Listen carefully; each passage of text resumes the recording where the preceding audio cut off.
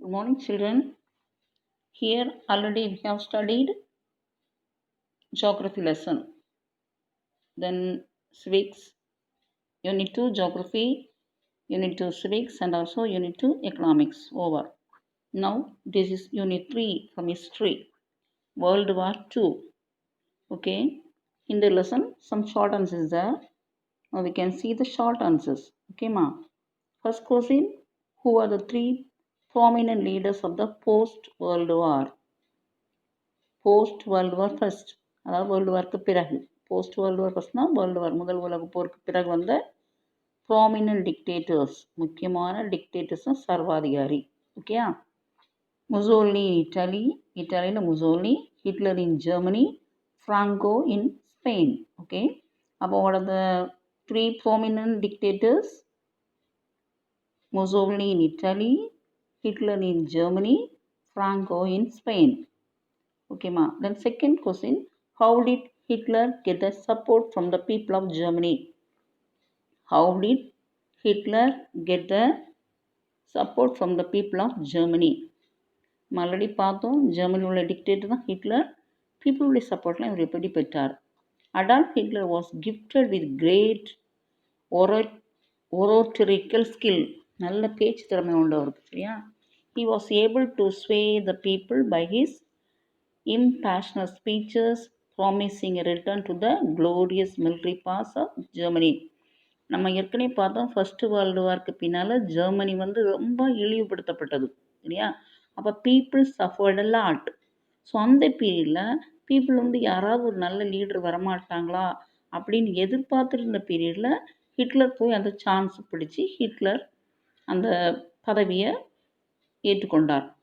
So அதோடு மட்டும் இல்லை, அவர் நல்ல ஓரைட்டர்னா நல்ல ஸ்பீச், திறமையாக பேசக்கூடியவர். ஸோ இம்பேஷன் ஸ்பீச்சஸ், அவருடைய ஸ்பீச்சில் கவர்ந்து இழுக்கப்பட்ட மக்கள் அவருக்கு நல்லா சப்போர்ட் பண்ணாங்க. And also promising return to the glorious military past of Germany. So after first world war ஜெர்மனியுடைய மிலிட்ரி கம்ப்ளீட்டாக டெஸ்ட்ராய்ட் அண்ட் ஆல்சோ ரெடியூஸ், குறைச்சாங்க. இதெல்லாம் ஹிட்லர் மறுபடி இன்க்ரீஸ் பண்ணார். புரியுதா? Then fundamental platform on which Hitler built his support was the notion of the racial superiority of the Germans as pure.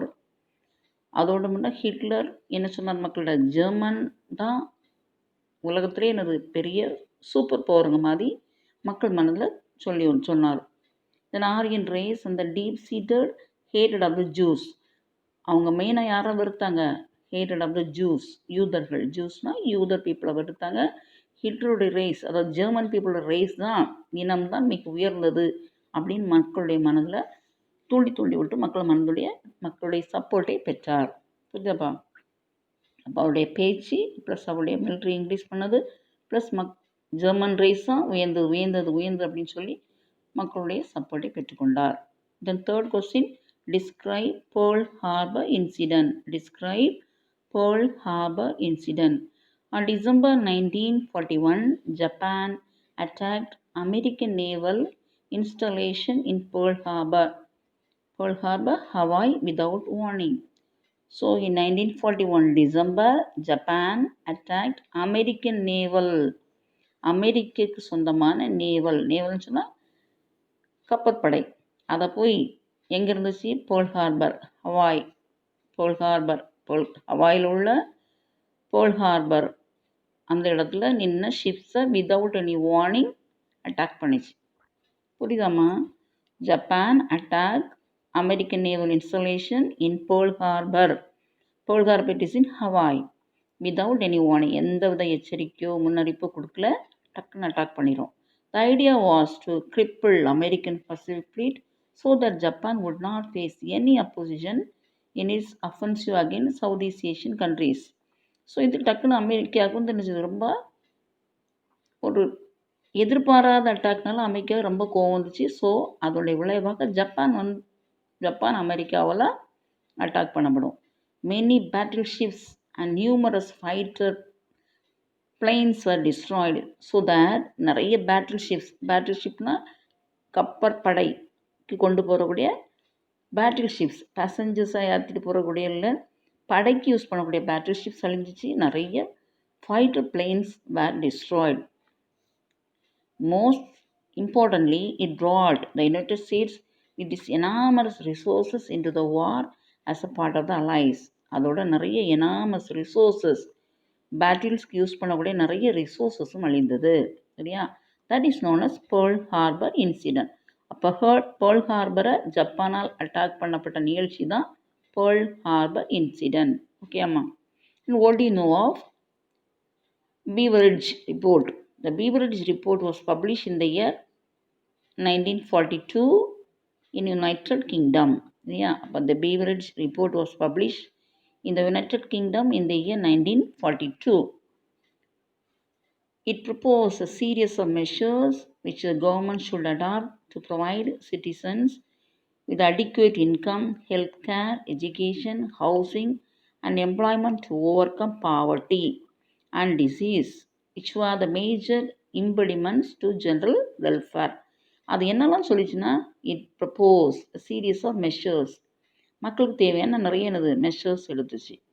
என்னெல்லாம் என்னது? To provide citizens with adequate income, தேவையான அளவு income கிடைக்கும் வழியாகவும், ஹெல்த் கேர் மக்களுடைய நலனுக்காகவும், then education, housing and employment to overcome poverty, பாவர்ட்டியிலிருந்தும் டிசீஸிலிருந்து விடுபடுவதற்காக நிறைய எம்ப்ளாய்மெண்ட் ஆப்பர்ச்சுனிட்டியை க்ரியேட் பண்ணி கொடுத்தாங்க. Which are the major implements to general welfare, மக்களுடைய நலனுக்காக. These are the measures taken by Beveridge Report. ஓகேப்பா. அப்போ what do you know by Beveridge Report? The Beveridge Report was published in United Kingdom in the year 1942. சரியாம்மா? Now fifth question. Name the Bretton Woods twins. The World Bank and the International Monetary Fund are called Bretton Woods twins. Twinனாலே ரெண்டுன்னு அர்த்தம். சரியாப்பா? அப்போ World Bank and also International Monetary Fund. They were both established in 1945 after the Bretton Woods Conference in the year 1944. So, Bretton Woods Conference in the year 1944. 1944 conference நடந்தது. அதன் வழியாக தீர்மானிக்கப்பட்டு இந்த world பேங்கும் international monetary ஃபண்டும் establish பண்ணாங்க இந்த year 1945.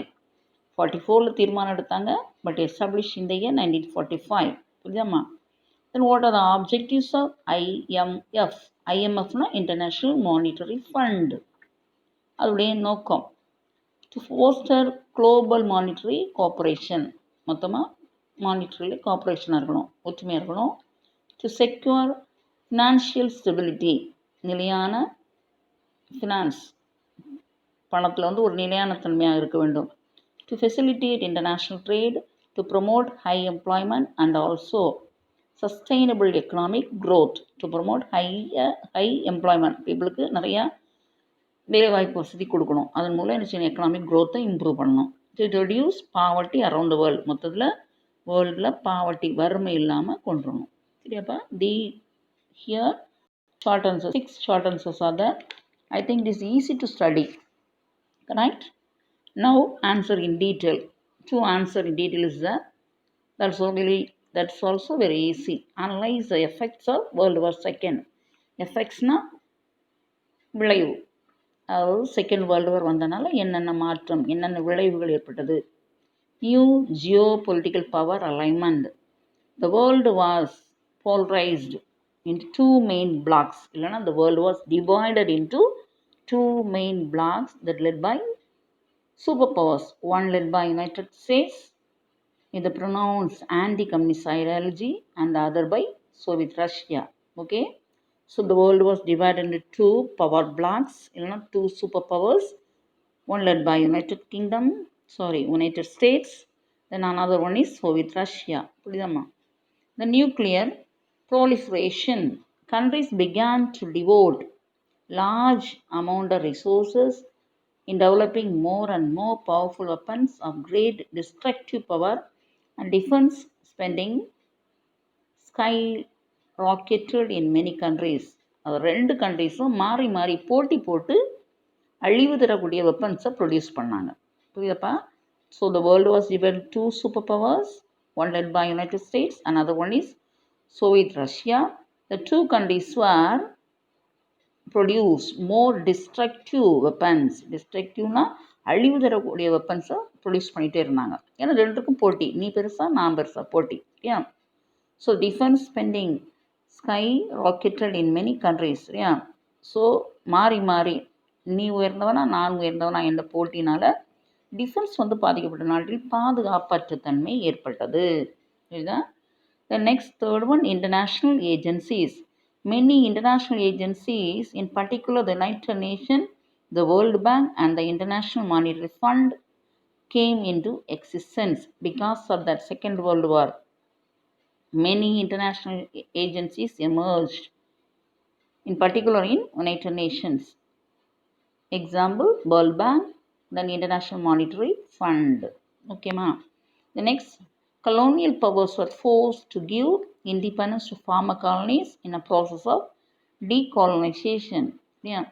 So நிறைய யூரோப்பியன் கண்ட்ரிஸ் வந்து காலனிஸ் வச்சுருந்தாங்க. ஆஃப்ரிக்காவில் வச்சுருந்தாங்க, ஏஷியன் கண்ட்ரீஸில் நிறைய இருந்துச்சு. ஏன் அது வந்து என்னாச்சு, நிறைய பேருக்கு ஃப்ரீடம் கொடுத்தாங்க, நிறைய பேருக்கு இண்டிபெண்டன்ஸ் கிடச்சிச்சு. After second world war many countries get independence. Colonial powers are forced to give independence because of the Second World War. Okay, pa. Now one more detailed answer. Access the structural activities of UN. So Second World War occurred in the year 1939 to 1945. Okay, First World War in the year 1914 to 1918. Then after the Second World War, in order to stop the war and also in order to maintain peace, United Nations Organization was established. போரை நிறுத்துவதற்காகவும் உலகில் அமைதியை நிலைநாட்டுவதற்காகவும் என்ன செய்தாங்க, ஒரு அமைப்பு ஒன்று உருவாக்குனாங்க. அந்த அமைப்பு பேர் தான் அது யுனைடெட் நேஷன் ஆர்கனைசேஷன், UNO. புரியுதப்பா? இனி அதோடைய ஸ்ட்ரக்சருடைய அமைப்பு எப்படி இருந்துச்சு? Administrative structure. The UN Secretariat is headed by the Secretary General. So முதல்ல ஒன்று இந்த செக்ரட்டரியேட் இருந்துச்சு, அதோடைய தலைவர் secretary general. Is elected by the general assembly on the recommendation of the security council. அவர் எலெக்ட் பண்ணுறது யார்? General assembly on the recommendation of the security council. Security council சொல்லும் இந்த ஆளை வந்து எலெக்ட் பண்ணலாம், அந்த ஆளை எலெக்ட் பண்ணுவாங்க. அந்த ஆள் தான் யார்? Secretary general. புரியுதாம்மா? அப்போ secretariat is headed by the secretary general, is elected by the general assembly and recommendation of the security council. அப்போ இதுலேயே 3 ஸ்ட்ரக்சர் வந்துட்டு பாரு. 1 வந்து செக்ரட்டரியேட், 2 வந்து ஜெனரல் அசம்பிளி, 3 செக்யூரிட்டி கவுன்சில். புரியுதாம்மா? Then secretary general along with this cabinet and other officials run the United Nation. அந்த secretary general அவங்க கீழே உள்ள கேபினட் மினிஸ்டர்ஸ் அதர் அஃபீஷியல்ஸோட சேர்ந்து அதை ரன் பண்ணுவார், நடத்தி செல்வார். Then international court of justice headquartered at the Hague in Holland. அடுத்தது வந்து என்னது, இன்னொன்று வந்து இன்டர்நேஷ்னல் கோர்ட் ஆஃப் ஜஸ்டிஸ். அது ஹெட் குவார்ட்டர் எங்கே இருக்குது? Hague. The Hague in Holland is judicial wing of the United Nation. அந்த யுனைடெட் நேஷனில் உள்ள ஜுடிஷியல் விங் தான் என்னது, அந்த நீதி சம்பந்தமான விஷயங்களெல்லாம் பார்த்துக்கிறது யாரு? International court of justice. புரியுதாப்பா? அடுத்த economic and social council. Economic and social council is a fifth organ of the United Nations, is responsible for coordinating all the economic and social work. அப்போ எக்கனாமிக் சோஷியல் கவுன்சிலுடைய வேலை வந்து எல்லா இதையும் வந்து இந்த coordinate பண்ணணும், ஒருங்கிணைத்து சோஷியல் எக்கனாமிக் இதை வந்து ஒருங்கிணைத்து அதை நடத்தி செல்லணும். புரியுதுப்பா? அப்போ என்னெல்லாம் இருக்கும்? முதல்ல secretariat 1, general assembly, then security council, then international court of justice and also economic and social council. புரியுதுப்பா? தீஸ் ஆர் த ஆர்கன்ஸ், அதாவது அட்மினிஸ்ட்ரேட்டிவ் ஸ்ட்ரக்சர்.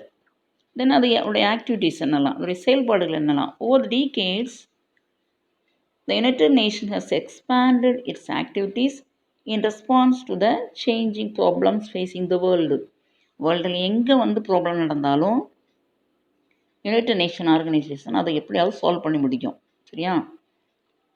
அப்படி சால்வ் பண்ணலைன்னா அடுத்த வேர்ல்டு வர வாய்ப்பாயிரும். புரியுதாப்பா? ஸோ யுனைடெட் நேஷன் ஸ்ட்ராங்காக இருக்கிறதுனால அடுத்த வேர்ல்டு வராமல் அது எப்படியாவது அந்த ப்ராப்ளத்தை சால்வ் பண்ணிடும். Changing problems facing the world எங்கே ப்ராப்ளம் இருந்தாலும் யுனைடெட் நேஷன் அதை சால்வ் பண்ணிடும்.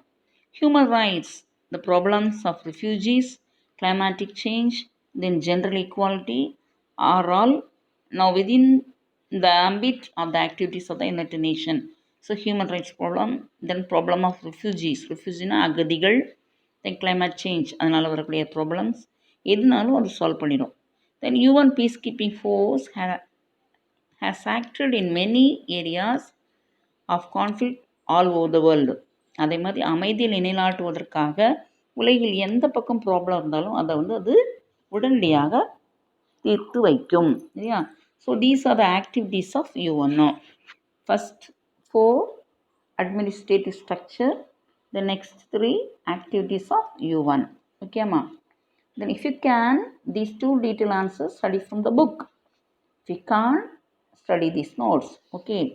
Then after finishing this question answer, you have to fill the one words, book back one words. Okay ma? இந்த எல்லா கொஸ்டினும் படித்து முடிச்சுட்டு பிறகு புக் பேக்கில் இருக்க ஒன் வேர்ட் ஃபுல்லாக ஃபில் பண்ணிவிட்டு அதையும் படித்து முடிச்சிருக்கணும். ஓகே, தேங்க்யூப்பா.